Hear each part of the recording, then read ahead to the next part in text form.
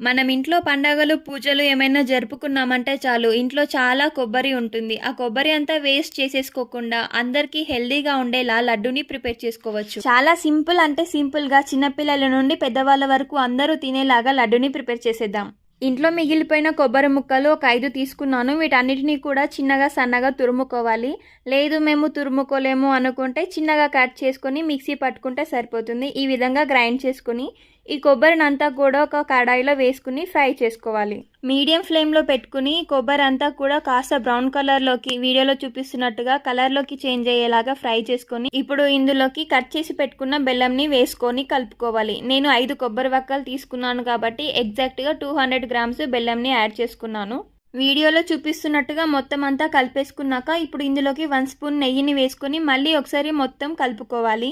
నెయ్యి వేసుకుని ఒక 2 నిమిషాలు మంచిగా కలుపుకున్న తర్వాత ఒక బౌల్లోకి సర్వ్ చేసుకుని చేతులతో మీకు నచ్చినంత సైజులో లడ్డుని ఇలా ప్రిపేర్ చేసుకుంటే సరిపోతుంది. మనం ఈ విధంగా లడ్డుని ప్రిపేర్ చేయడం వలన కొబ్బరిని వేస్ట్ చేసినట్టు ఉండదు, అలాగే హెల్తీగా లడ్డుని ప్రిపేర్ చేసుకున్నట్టు కూడా ఉంటుంది. వీడియో నచ్చితే సబ్స్క్రైబ్.